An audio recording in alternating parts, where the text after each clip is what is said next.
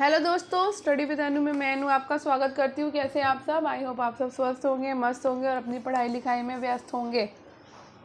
तो जैसे कि आपको पता है, ये आपकी पॉलिटिकल साइंस का प्रैक्टिस सेट की क्लास है, जिसमें हम आज 2013 का टीजीटी का पेपर करेंगे। तो प्रशिक्षित स्नातक शिक्षक चयन परीक्षा 2013 सामाजिक विज्ञान नागरिक शास्त्र का, ठीक है। और विश्लेषण सहित व्याख्या है। तो 2013 का पेपर करने वाले हैं। इससे पहले हम 2 पेपर सॉल्व कर चुके हैं, 2021 का और 2016 का, ठीक है। तो चलिए कर लेते हैं 2013 का पेपर। जो मेरे चैनल पर नए हैं, स्टडी विद अनु पे नए हैं, उनके लिए ये जानकारी है कि ये वीडियो आपका सुबह 8 बजे आता है, दोपहर को 12 बजे आपकी, रुक जाइए मैं बता दें, सुबह 8 बजे आपका ये वाला वीडियो आता है, ठीक है। दोपहर को 12 बजे मैं आपको एनसीईआरटी करा रही हूँ, क्लास 12 की हिस्ट्री करा रही हूँ, ठीक है। और शाम को 6 बजे आपका हिस्ट्री का प्रैक्टिस सेट आता है, सेम यही वाला। तो वो भी लगभग फिनिश होने वाला है और उसमें मैं दूसरा प्रैक्टिस सेट शुरू करा दूंगी। तो ऐसे ही चलता रहेगा जब तक आपका एग्ज़ाम जनवरी में 17 तारीख को नहीं हो जाता, तब तक के लिए यही चलता रहेगा आपका। इसी के साथ साथ हम जीआईसी का भी कर रहे हैं। तो जीआईसी और एलटी ग्रेड, टीजीटी, पीजीटी की जितनी जो भी लोग तैयारी कर रहे हैं, उन सबके लिए ये वीडियोज़ यूज़फुल है। तो आप देख सकते हो, प्रैक्टिस सेट लगा सकते हो। तो चैनल पर अगर नए हैं तो स्टडी विद अनु को सब्सक्राइब कर लीजिए और बेल आइकन को प्रेस कर लीजिए और अपने दोस्तों के साथ में इसको शेयर कर दीजिए। Thank you. और अब बढ़ते हैं आगे, ठीक है। चलिए, तो पहले क्वेश्चन को करते हैं, टाइम वेस्ट नहीं करते बिल्कुल भी, समय बहुत उपयोगी है हमारा। तो पहला क्वेश्चन है, वोट देने का अधिकार एक कौन सा अधिकार है? तो वोट देने का अधिकार एक विधिक अधिकार है। कैसा अधिकार है वोट देने का अधिकार? विधिक अधिकार। भारत में मत देने का अधिकार एक विधिक अधिकार है या संवैधानिक अधिकार या मौलिक अधिकार? सर्वोच्च न्यायालय ने इस विषय पर निष्कर्ष स्वरूप निर्णय देते हुए कहा कि मत देने का अधिकार एक विधिक अधिकार है, जबकि आयोग ने क्या माना है? आयोग ने इसको संवैधानिक अधिकार मान लिया। तो या तो आप संवैधानिक लगाओगे या तो आप विधिक लगाओगे, ठीक।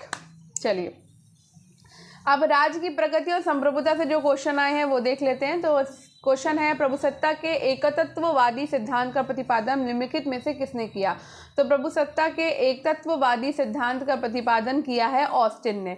ऑस्टिन ने प्रभुसत्ता के एकतत्ववादी सिद्धांत का प्रतिपादन किया। उसके अनुसार यदि कोई निश्चित उच्च सत्ताधारी व्यक्ति जो स्वयं किसी उच्च सत्ताधारी की आज्ञा पालन का अभ्यास नहीं है, किसी समाज के अधिकांश भाग से अपने आदेशों का पालन कराता है, तो उस समाज में वो उच्च सत्ताधारी व्यक्ति प्रभुत्व शक्ति संपन्न होता है। नेक्स्ट क्वेश्चन है, संप्रभुता एक विशिष्टता है। तो संप्रभुता एक विशिष्टता है राज्य की। संप्रभुता राज्य का परम आवश्यक तत्व है। इसके अभाव में हम राज्य की कल्पना ही नहीं कर सकते। राज्य अपने इसी लक्षण के कारण आंतरिक दृष्टि से सर्वोच्च और बाह्य दृष्टि से स्वतंत्र होता है, ठीक है। नेक्स्ट है, लोक संप्रभुता के दर्शन को सर्वप्रथम किसने प्रतिपादित किया था? तो लोक संप्रभुता के दर्शन को सबसे पहले रूसों ने प्रतिपादित किया था। लोक संप्रभुता का विचार लोकतंत्र का आधारभूत सिद्धांत है। इस धारणा के अनुसार अंतिम प्रभुसत्ता जनता में निहित होती है। लोक संप्रभुता के विचार को मध्य युग में मार्सिग्लियो ऑफ पेडुआ और विलियम ऑफ ओकम आदि विचारकों के द्वारा जन्म दिया गया, परंतु इस धारणा का प्रमुख प्रतिपादक रूसो है, जिसने समान इच्छा को ही लोक संप्रभुता माना है, ठीक है। नेक्स्ट है, निम्नलिखित में से कौन सा राज्य की उत्पत्ति की सही व्याख्या करता है? तो विकासवादी सिद्धांत राज्य की उत्पत्ति की सही व्याख्या करता है। राज्य की उत्पत्ति के संबंध में दैवी सिद्धांत, शक्ति का सिद्धांत, सामाजिक समझौता सिद्धांत, प्राकृतिक सिद्धांत और मात्रक सिद्धांत प्रमुख है। लेकिन राज्य की उत्पत्ति की व्याख्या के रूप में इनमें से किसी भी सिद्धांत को स्वीकार नहीं किया जा सकता। गार्नर के अनुसार राज्य ना तो ईश्वर की सृष्टि है, ना वो उच्च कोटि के शारीरिक बल का परिणाम है, ना किसी प्रस्ताव या समझौते की कृति है। नेक्स्ट है, सामाजिक संविदा सिद्धांत के अनुसार, सामाजिक संविदा सिद्धांत के अनुसार राज्य एक मानवकृत संस्था है। क्या है? मानवकृत संस्था। उदारवादी परंपरा में राज्य की उत्पत्ति तथा प्रकृति के 2 सिद्धांत प्रचलित है, सामाजिक सिद्धांत, समझौता का सिद्धांत और ऐतिहासिक विकासवादी सिद्धांत। 17वीं और 18वीं शताब्दी तक राजनीतिक विचारधारा में सामाजिक समझौता का सिद्धांत महत्वपूर्ण था और इस सिद्धांत के अनुसार राज्य दैवी न होकर मानवीय संस्था है, जिसका निर्माण प्राकृतिक अवस्था में रहने वाले मनुष्यों ने मिलकर सबके हित साधन के उद्देश्य से किया है। नेक्स्ट क्वेश्चन है, निम्नलिखित कथनों में कौन सही है? तो लॉक ने सरकार और राज्य जैसे शब्दों में भ्रम उत्पन्न किया? बिल्कुल नहीं। लॉक सरकार को राज्य से श्रेष्ठ मानता है? बिल्कुल नहीं। लॉक ने सरकार और राज्य में विभेद किया है? ये राइट है। लॉक ने सरकार और राज्य में विभेद नहीं किया, तो लॉक ने सरकार और राज्य में विभेद किया है। ठीक है, लॉक के राज्य की सबसे प्रमुख विशेषता ये है कि उसे सीमित शक्तियां ही प्राप्त है, निरपेक्ष या असीमित सत्ता नहीं। सरकार की शक्ति पर सबसे प्रमुख सीमा प्राकृतिक कानून और प्राकृतिक अधिकारों की है, जिनके विरुद्ध राज्य के द्वारा कोई भी कार्य नहीं किया जा सकता। अर्थात लॉक ने सरकार और राज्य में विभेद किया है। नेक्स्ट है, किसने सामाजिक संविदा सिद्धांत की घटिया इतिहास, घटिया दर्शन और घटिया विधि के रूप में आलोचना करी?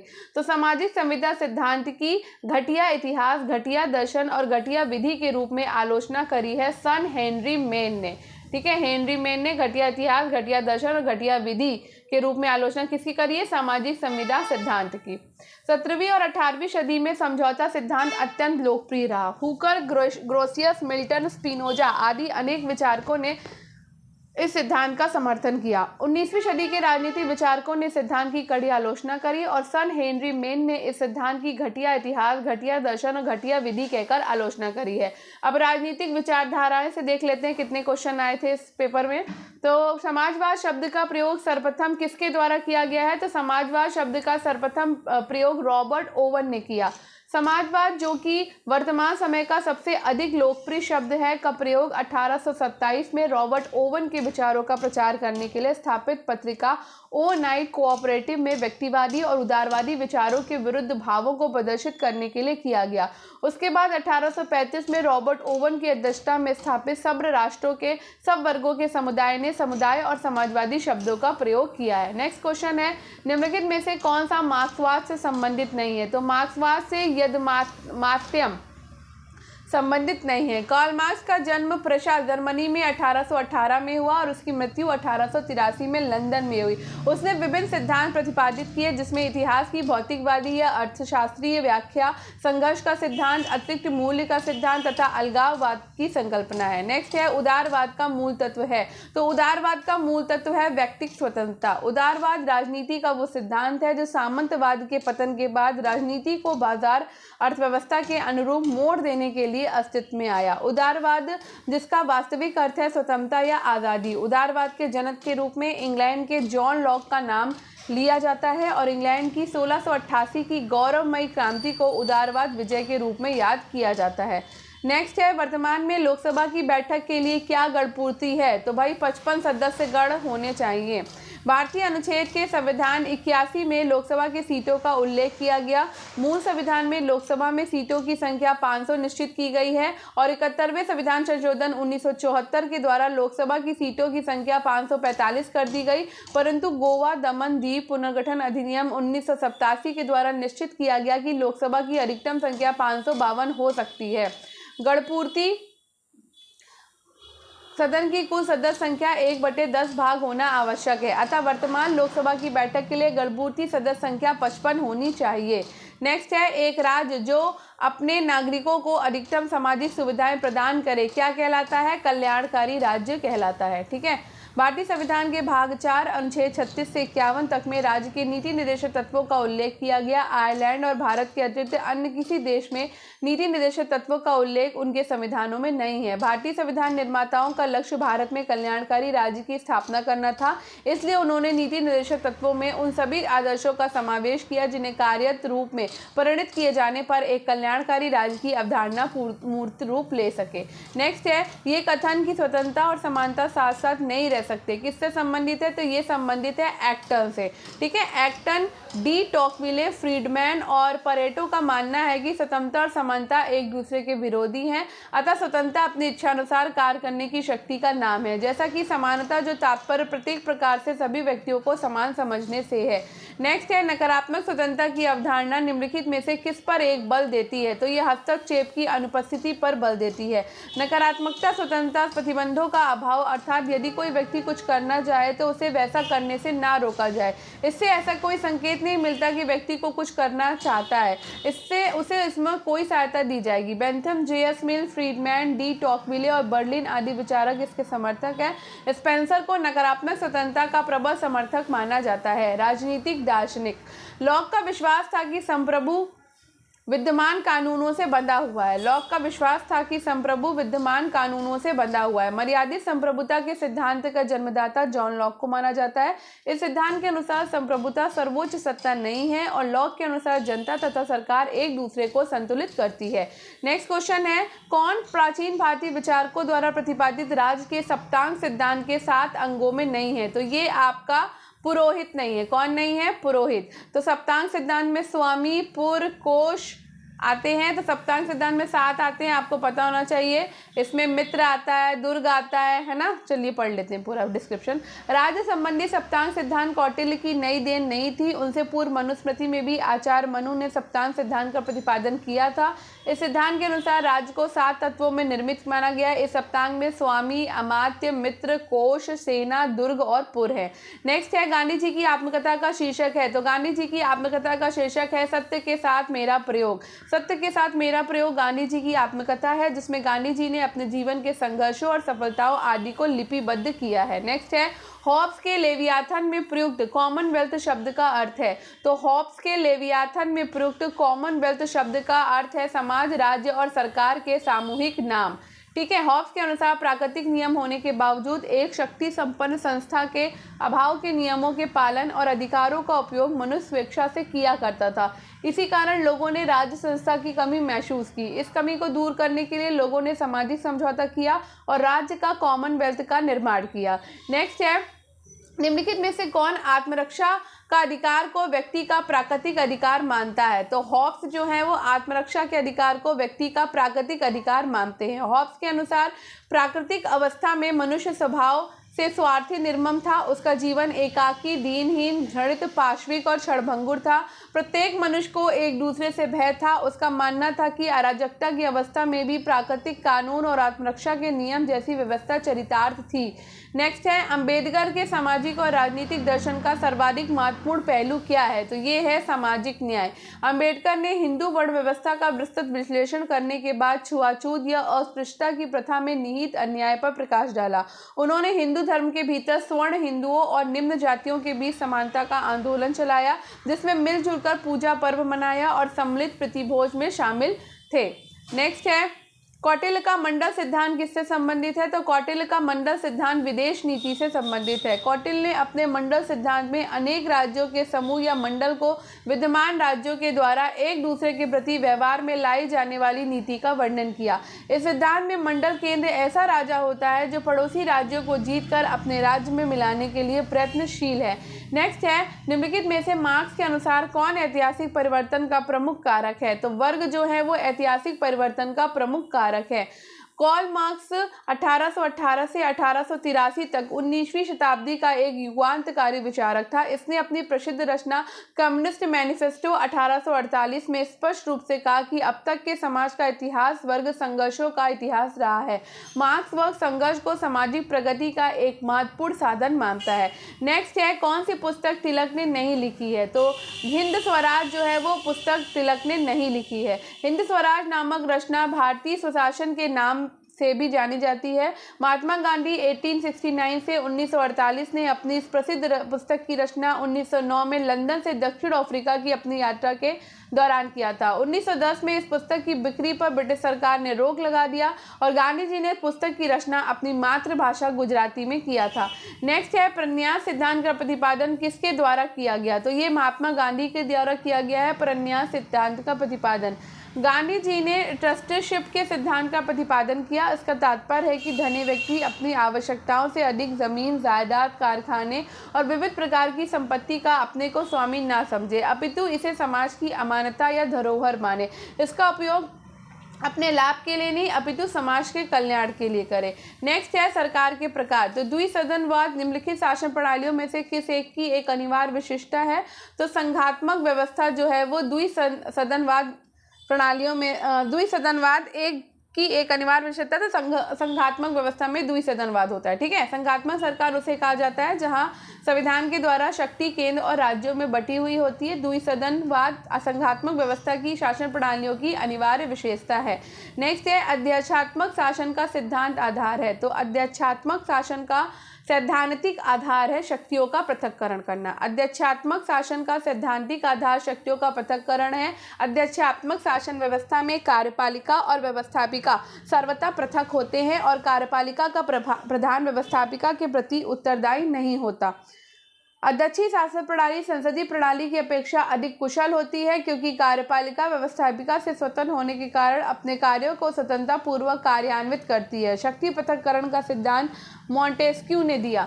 नेक्स्ट है सरकार का व्यवस्थित वर्गीकरण सर्वप्रथम प्रस्तुत किया गया था। तो अरस्तु के द्वारा सरकार का व्यवस्थित वर्गीकरण सर्वप्रथम प्रस्तुत किया गया। अरस्तु ने सरकार के 3 अंगों नीति निर्धारण, प्रशासकीय और न्यायिक का निरूपण किया। ये अंग चाहे भले ही आधुनिक अंग विधायिका, कार्यपालिका और न्यायपालिका के बिल्कुल अनुरूप ना हो, पर बहुत कुछ उनके समान ही है। अरस्तु ने प्रत्येक अंग के निर्माण, कार्यक्षेत्र और शक्ति का अलग अलग वर्णन किया है और बीज रूप में आधुनिक सरकार की आकृति अंकित की है। नेक्स्ट है भारतीय संविधान।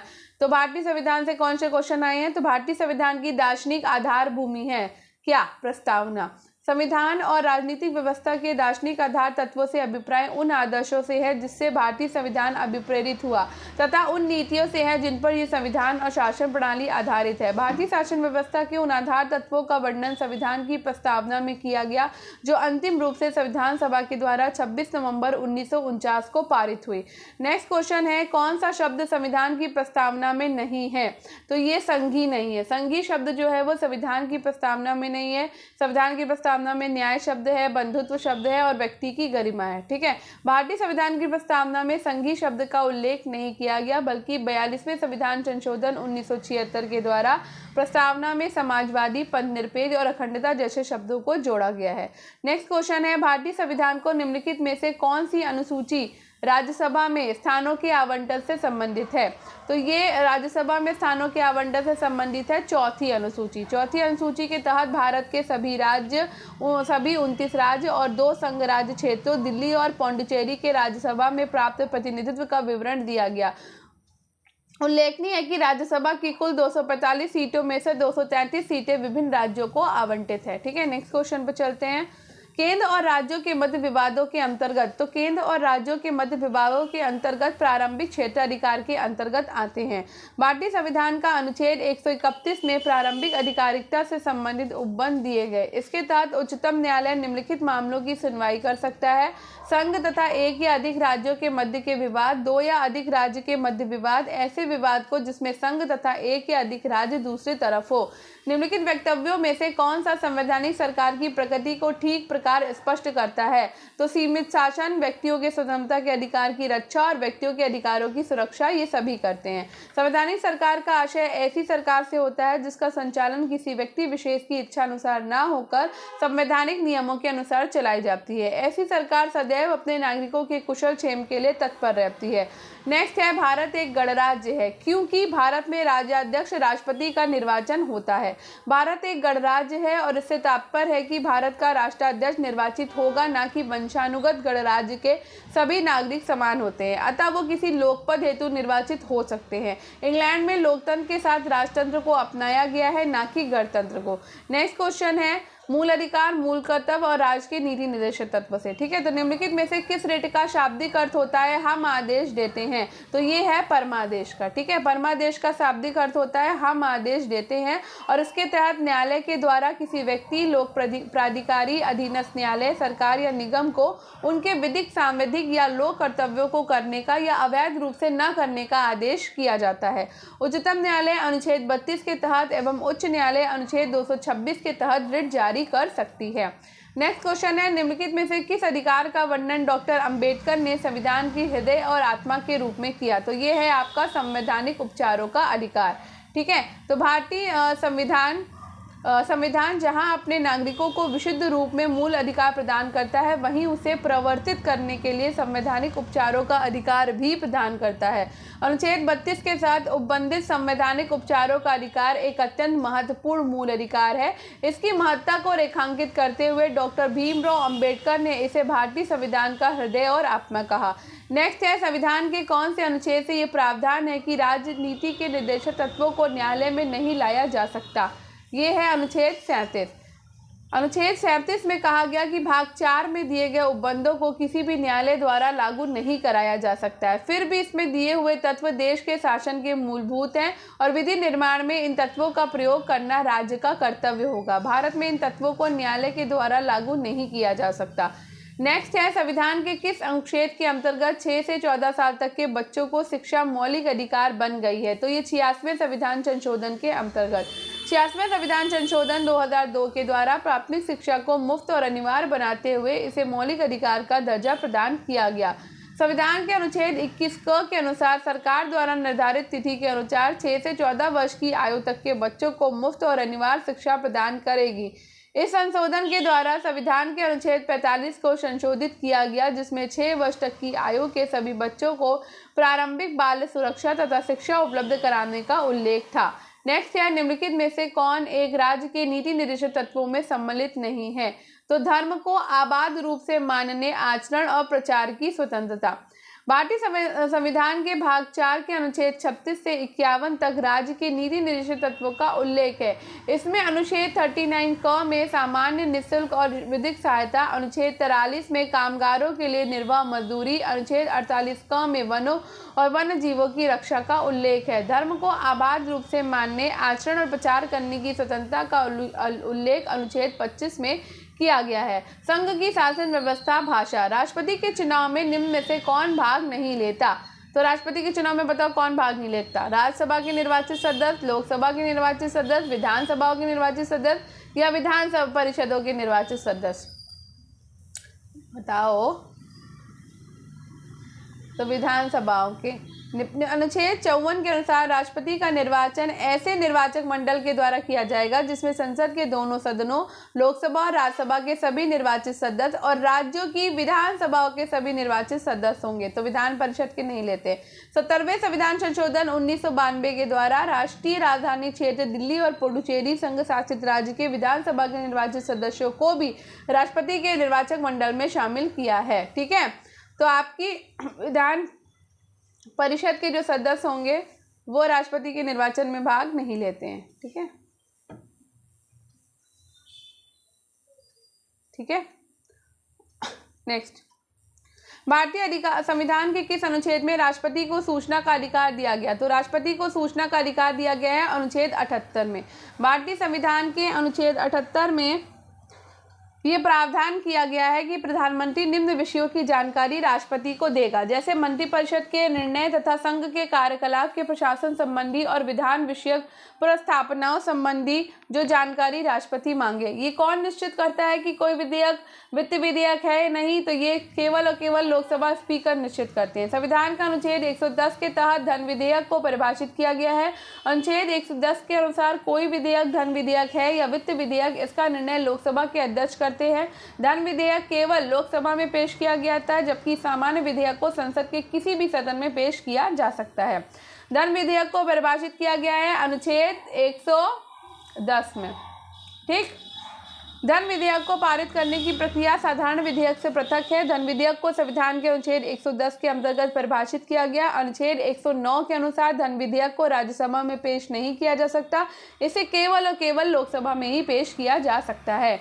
नेक्स्ट है, निम्नलिखित में से कौन सी संस्था लोक शिकायतों से संबंधित नहीं है? तो योजना आयोग आपकी लोक शिकायतों से संबंधित नहीं है। सुप्रीम कोर्ट में आप कर सकते हो, हाई कोर्ट में कर सकते हो, लोकायुक्त में कर सकते हो, ठीक है, लेकिन योजना आयोग में नहीं कर सकते। तो योजना आयोग एक गैर संवैधानिक संस्था है। इसकी स्थापना 15 मार्च 1950 को केंद्रीय मंत्रिमंडल के द्वारा पारित एक प्रस्ताव के तहत की गई थी। ये मूलतः एक परामर्शदात्री संस्था है और इसका लोक शिकायतों से संबंध नहीं है। निम्न में से किस मुकदमे में भारत के सर्वोच्च न्यायालय ने संविधान का मूल ढांचा सिद्धांत प्रतिपादित किया? तो केशवानंद भारती बनाम केरल राज्य मुकदमे में भारत के सर्वोच्च न्यायालय ने संविधान का मूल ढांचा सिद्धांत प्रतिपादित किया है। ठीक है, केशवानंद भारती बनाम केरल राज्य 1973 के मामले में उच्चतम न्यायालय ने 24वें संविधान संशोधन को वैध घोषित किया। संवैधानिक संशोधन अनुच्छेद 13 के संशोधन को ठीक नहीं माना, क्योंकि न्यायालय का मानना था कि इससे संविधान का आधारभूत ढांचा प्रभावित होगा। इस प्रकार न्यायालय ने संविधान के आधारभूत ढांचे का सिद्धांत प्रतिपादित किया है। नेक्स्ट है, भारत के उपराष्ट्रपति को कौन पदमुक्त कर सकता है? तो भारत के उपराष्ट्रपति को राज्यसभा और लोकसभा दोनों पदमुख कर सकते हैं। ठीक है, संविधान के अनुच्छेद 67 में भारत के उपराष्ट्रपति के कार्यकाल के बारे में उपबंधित किया गया है, जिसके अनुसार उपराष्ट्रपति का कार्यकाल 5 वर्ष, लेकिन राज्यसभा अपने तत्कालीन समस्त सदस्यों के बहुमत से उसे 25 करने का प्रस्ताव पारित कर तथा लोकसभा उसे स्वीकार कर ले तो उपराष्ट्रपति को अपना त्यागपत्र राष्ट्रपति को देना ही पड़ता है। नेक्स्ट क्वेश्चन है, यदि सदन का सत्रावसान हो गया है तो उसे आहूत करने के लिए कौन अधिकृत है? तो ये राष्ट्रपति करते हैं। ठीक है, राष्ट्रपति को संसद का अधिवेशन बुलाने तथा समाप्ति की घोषणा करने का अधिकार है, किंतु संसद के एक सत्र की अंतिम बैठक और आगामी सत्र की अंतिम बैठक के मध्य 6 मास से अधिक का अंतराल नहीं होगा। वो सदनों या किसी सदन का सत्रावसान कर सकता है तथा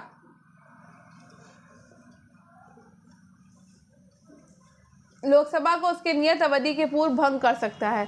अनुच्छेद 85 के अंतर्गत राष्ट्रपति को संसद के सत्रावसान तथा भंग करने का अधिकार है।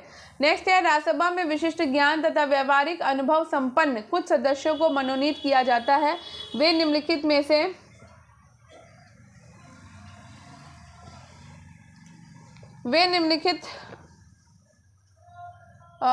से किस क्षेत्र के होते हैं? तो ये होते हैं आपके साहित्य से, विज्ञान से, कला और समाज से, सभी से। ठीक है, तो भारतीय संविधान के अनुच्छेद 80 में राज्यसभा की सीटों का उल्लेख है और राज्यसभा में राष्ट्रपति 12 ऐसे व्यक्तियों को नियुक्त करता है जो कला, साहित्य, विज्ञान और समाज सेवा विशेष अनुभव रखते हैं। नेक्स्ट है, कि संविधान संशोधन के द्वारा मंत्रियों की संख्या लोकसभा की कुल संख्या की 15% निश्चित की गई है। तो 51वें संविधान संशोधन के द्वारा मंत्रियों की संख्या लोकसभा की कुल संख्या की 15% निश्चित की गई। 91वें संविधान संशोधन 2003 के तहत एक राजनीतिक दल से दूसरे में दल बदल कर जाने की प्रक्रिया पर प्रतिबंध लगा दिया गया। इस संशोधन में केंद्र और राज्य की मंत्रिपरिषद के आकार को निम्न सदन के सदस्यों की संख्या के 15% करने की भी व्यवस्था की गई है। इसमें दल बदल करने वाले सदस्यों को लाभ का राजनीतिक पद पाने पर भी प्रतिबंध लगाया गया है। नेक्स्ट है, राज्यों की शासन व्यवस्था से संबंधित। तो निम्नलिखित में से एक मुख्यमंत्री का राज्यपाल के प्रति कर्तव्य नहीं है। तो यहाँ पर देखेंगे, तो अपने दल की नीतियों के बारे में सूचित करना। ठीक है, तो मुख्यमंत्री का राज्यपाल के प्रति कुछ संवैधानिक कर्तव्य होता है, लेकिन अपने दल की नीतियों के बारे में सूचना देने का कोई प्रावधान नहीं है। नेक्स्ट क्वेश्चन है, किसी प्रांत के राज्यपाल को कुछ निश्चित मामलों में विवेकाधिकार यानी कि विशेषाधिकार मिले हुए हैं। ठीक है, तो संविधान के अनुच्छेद 163(1) में कहा गया है कि जिन बातों के संबंध में संविधान के द्वारा या उसके अधीन राज्यपाल से अपेक्षित है कि वो उन बातों को स्वविवेकानुसार करे, उन बातों को छोड़कर राज्यपाल को अपने अन्य सभी कृत्यों के निर्वहन में सहायता और सलाह देने के लिए एक मंत्रिपरिषद होगी, जिसका प्रधान मुख्यमंत्री होगा। और इससे स्पष्ट है कि राज्यपाल को कुछ स्वविवेक की शक्तियां भी प्रदान की गई हैं, जिसका प्रयोग वो मंत्रिपरिषद के परामर्श के बिना कर सकता है। नेक्स्ट क्वेश्चन है, निर्वाचन आयोग प्रतिनिधित्व का। तो राजनीतिक प्रतिनिधित्व सुनिश्चित किया जाता है। तो ये राजनीतिक दल, विधान पालिका और संविधान में राजनीतिक प्रतिनिधित्व सुनिश्चित किया जाता है। लोकतंत्र की प्राथमिक एवं अनिवार्य शर्त है शासन में जन भागीदारी और राजनीतिक क्रियाशीलता।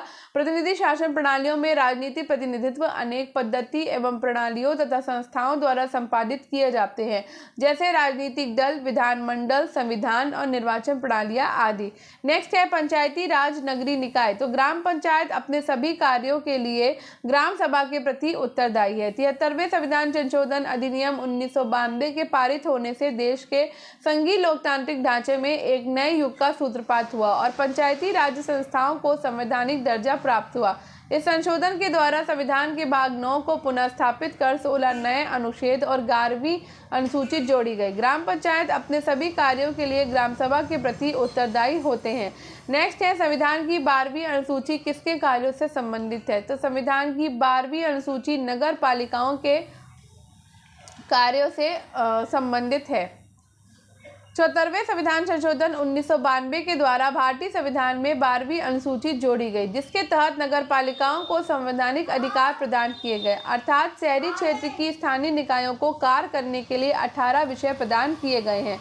नेक्स्ट क्वेश्चन है, निर्वाचन के बाद सरपंच के विरुद्ध अविश्वास प्रस्ताव प्रस्तुत किया जा सकता है। तो निर्वाचन के बाद सरपंच के विरुद्ध अविश्वास प्रस्ताव 2 वर्ष के बाद प्रस्तुत किया जा सकता है। निर्वाचन के बाद सरपंच के विरुद्ध अविश्वास प्रस्ताव 2 वर्ष बाद ही प्रस्तावित किया जा सकता है। नेक्स्ट है राजनीतिक दल और दबाव समूह से। तो कौन सा राजनीतिक दल का आवश्यक तत्व नहीं है? राजनीतिक दल का आवश्यक तत्व नहीं है विदेशों के द्वारा मान्यता।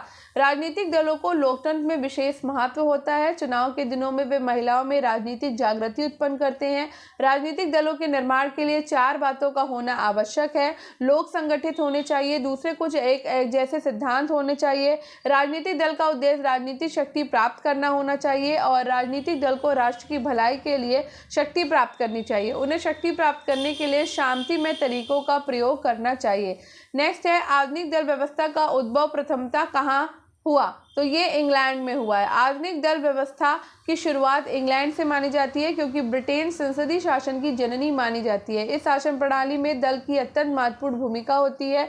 दलों के अभाव में संसदीय शासन ठीक ढंग से कार्य नहीं कर सकती। ब्रिटेन की रूढ़िवादी दल यानी कि कंजर्वेटिव पार्टी विश्व का सबसे पुराना राजनीतिक दल माना जाता है। अब विविध से कितने क्वेश्चन आए? तो संयुक्त राष्ट्र का कौन सा अंग 1994 में कार्यशील नहीं है? तो ये प्रन्यास परिषद।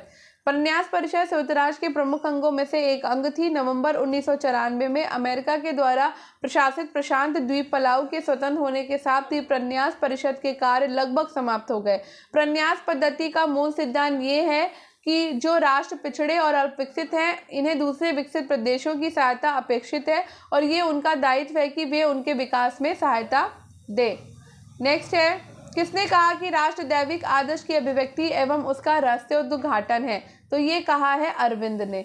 श्री अरविंद की दृष्टि से राष्ट्रवाद केवल एक आंदोलन तक सीमित नहीं, वो आस्था का विषय है या मनुष्य का धर्म है। श्री अरविंद ने कहा कि राष्ट्र दैविक आदर्श अभिव्यक्ति एवं उसका रहस्योद्घाटन है। नेक्स्ट क्वेश्चन है किसको भारत में अशांति का अग्रदूत कहा गया? तो अशांति के अग्रदूत कहलाते हैं बाल गंगाधर तिलक।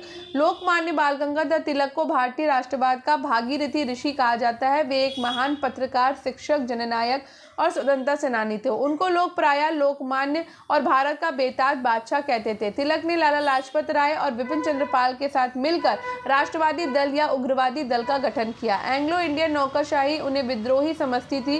वैलेंटाइन शिरोल उन्हें भारत में अशांति का अग्रदूत समझते थे। नेक्स्ट है एक आधुनिक राज्य संविधान के बिना राज्य नहीं अपितु अराजकता का शासन है। ये कथन किसका है? ये कथन है जेलिनेक का।